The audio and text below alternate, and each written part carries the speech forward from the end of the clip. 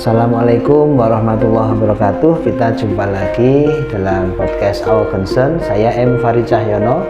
Saya bertamu ke kampus Universitas Islam Negeri Sunan Kalijaga, Fakultas Ilmu Sosial Humaniora. Nah, saya bertemu dengan Mas Dr. Ahmad Nurma Permata, sahabat saya, yang dari beliau ahli antropologi politik.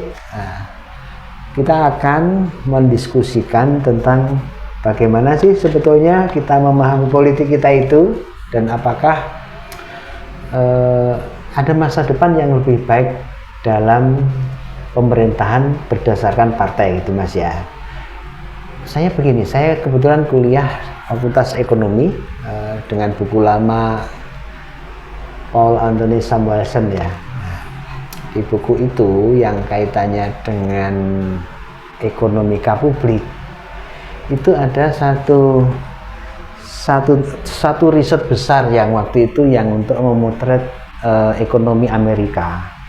Mengapa ekonomi Amerika itu surut gitu ya? Ya kalau di novel-novel seperti Mario Puzo kan sebabnya kan mafia dan seterusnya, tapi di bukunya Samuelson itu jelas gitu.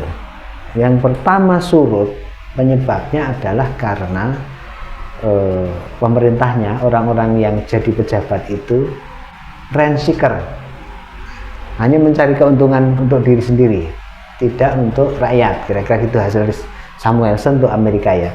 Lalu kemudian para wakil rakyatnya itu memiliki horizon jangka pendek. Jadi pokoknya besok bisa nyalon lagi, sehingga kemudian begitu dipilih sudah langsung lupa gitu. Nah ini kan sebenarnya seperti yang kita alami sekarang kan, itu ya rakyatnya kemudian yang terdidik ya wis karepmu sing penting gitu kan. Iya. Nah, pertanyaan saya dengan latar belakang panjang yang saya baca itu, kira-kira kalau kita ingin memperbaiki sistem kepartaian ini, partai-partai itu ya kemudian ya kalau tidak bisa mayoritas ya ada lebih banyak orang-orang yang kualifikasinya negarawan lah gitu ya. Itu dari studi Anda itu apakah ada Mas petunjuk gitu yang bisa kita share ke pemirsa, khususnya yang teman-teman muda ini? Iya. Jadi memang kalau kita bicara soal politik itu ada lingkaran setan yang tidak mudah untuk diterobos. Karena secara definisi politik adalah satu-satunya permainan di mana aturan main dibuat oleh para pemain. Jadi bisa dibayangkan bagaimana kacaunya sebuah permainan kalau yang membuat aturan itu mereka yang main. Ya, jadi politisi itu yang bikin undang-undang juga mereka, yang mengimplementasikan nanti masuk ke eksekutif juga mereka, yang mengawasi lagi juga mereka. Nah, agak sulit berharap kalau mereka bisa berpikir sesuatu di luar diri mereka sendiri. Tapi sebenarnya kalau kita bicara partai itu sebenarnya sudah sebuah kemajuan dari sistem politik. Jadi partai secara definisi adalah channel. Partai itu punya dua fungsi. Fungsi yang pertama menchannelkan aspirasi kelompok-kelompok yang ada di masyarakat. Dan yang kedua, mengkontestasikan aspirasi itu ke dalam pemilu. Jadi tugas partai itu ada dua, mengakomodasi kepentingan beragam yang ada di masyarakat. Makanya jumlah partai idealnya adalah seukuran dengan jumlah keragaman yang ada di masyarakat. Jadi contoh kalau kita bicara Indonesia, jumlah partai sejumlah keragaman di masyarakat. Iya, di ideal itu ya. Bukan ideal ya, cerminan yang lebih jujur itu kira-kira tahun pemilu tahun 55. Ya, di sana ada partai-partai besar, PNI, Masyumi, PSI, PKI, Ada partai yang banyak itu kemudian bisa dikategorikan berdasarkan ideologi yang lebih kurang mirip. Ya, kalau di dalam ilmu politik itu kita bicara ideologi itu spektrum. Ada spektrum kanan yang disebut sebagai ideologi kanan. Kalau ini di Eropa disebut sebagai liberal. Jadi kalau di Amerika liberal itu kiri. Jadi ini kanan ini kapitalis, di mana mereka meyakini bahwa pemerintahan yang baik itu adalah pemerintahan yang minimalis. Serahkan semua mekanisme kehidupan itu pada pasar. Nah, sebaliknya di ujung kiri, Adam Smith, di ujung kiri itu ada partai kiri yang meyakini bahwa pasar itu nggak mungkin adil. Oleh karena itu keadilan harus diwujudkan secara paksa, secara terstruktur, secara sistematis melalui negara. Di hadapan negara inilah semuanya memiliki kedudukan setara. Jadi secara jargon, kalau partai kanan itu adalah kesejahteraan, hidup itu untuk apa? Supaya kita sejahtera. Tapi kalau yang partai kiri itu keadilan. Jadi kita itu hidup bernegara untuk apa? Untuk mendapatkan keadilan. Karena bisa jadi secara makro kita terhitung sejahtera, tetapi sebenarnya itu tidak mewakili kondisi yang ada di lapangan. Nah, sementara partai tengah itu adalah biasanya partai agama yang memadukan concern antara sosial dan keberlanjutan generasi atau pendidikan. Nah, ini bahasanya adalah bahasa kesejahteraan. Jadi kalau partai kanan itu kemakmuran, partai kiri keadilan, partai tengah itu kesejahteraan. Nah, ini paradigma berpartai itu dalam pengalaman sejarah Eropa itu seperti itu.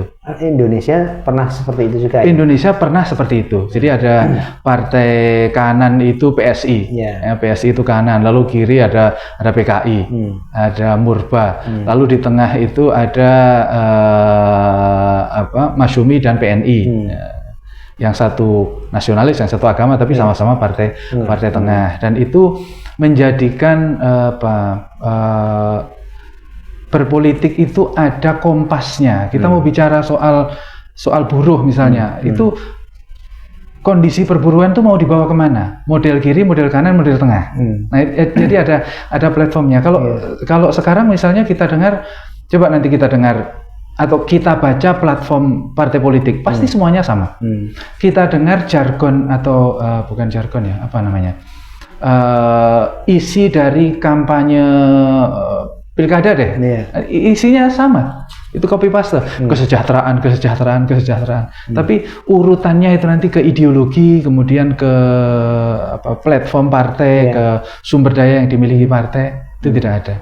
Nah, itu kita tahu bahwa itu kalau mau nyalain Pak Harto kan, masa mengambang itu ya. Tapi kemudian cara menumbuhkan itu sebagai sesuatu yang kembali hidup itu ya, itu apakah ada pelajaran yang bisa dipetik dari misalnya Jerman dan negara-negara Eropa, Amerika? Ada, menurut saya ada, bisa, meskipun tentu saja tidak mudah. Di dalam politik tentu saja kalau kita bicara politik demokrasi itu pemain utamanya memang partai politik, tetapi pemain yang terlibat itu bukan hanya parpol. Di sana ada industri. Bahkan ada sebuah rumusan ilmu politik yang mengatakan bahwa politik is de jure power. De facto power is market. Jadi sebenarnya penguasa politik itu penguasa de jure saja, formal saja yang setiap 5 tahun diganti. Penguasa real itu adalah market. Konglomerat itu penguasa realnya itu, mereka tuh nggak pernah diganti. Ya, jadi salah satu pemain utamanya adalah dunia industri. Lalu yang ketiga kaum intelektual dan para aktivis. Mereka inilah yang menyuarakan apa yang disebut sebagai ruang publik, yang mengisi ruang publik, yang menjadi evaluator ini benar, ini salah, ini benar, ini salah, ini baik, ini jelek. Itu partai politik nggak bisa mengevaluasi diri. Publik itu akan percaya kepada kaum intelektual, akan percaya kepada pers, akan percaya kepada aktivis untuk melihat aksi-aksi politik mana, kebijakan-kebijakan politik mana yang baik, tidak baik, benar, tidak benar. Kalau politisi jelas partisan. Publik pasti nggak akan percaya karena kecap pasti nomor satu. Nah, tetapi analis dari kampus, dari think tank, dari aktivis, dari pers, itulah yang nanti akan menjadi. Jadi ada permainan dari 3 kelompok dari ini. Mas,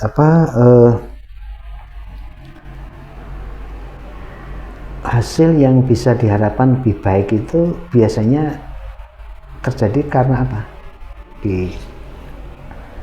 Hubungan itu. Ya. Jadi misalnya, wah ini tahun ini seharusnya dengan pemilu kali ini kita akan lebih sejahtera karena itu kita memilih. Nah itu kan nggak bisa datang dari partai sendiri kan? Betul, betul.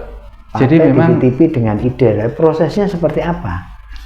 Partai itu memang idealnya adalah punya platform, kemudian punya ideologi berpihak dan mengkader sendiri. Nah ini yang saya kira partai-partai yang seperti itu di Indonesia saat ini ya paling tidak ada tiga partai yang bisa kita sebutkan ya, PDIP di kiri, PKS di kanan, Golkar di tengah. Ini 3 partai yang punya platform cukup jelas bisa dibedakan. Ya, meskipun mungkin nanti perilaku di lapangan ketika mengambil kebijakan itu sangat dinamis, tapi paling tidak secara postur, secara profil itu sudah bisa dibedakan satu dengan yang lain. Nah, bagaimana cara kita mendorong partai-partai yang lain itu juga untuk mengisi slot-slot yang lebih baik ya? Pemilih harus berani menghukum. Sebenarnya pemilih kita tuh selalu menghukum. Partai-partai yang berkuasa agak lama itu biasanya nanti anjlok.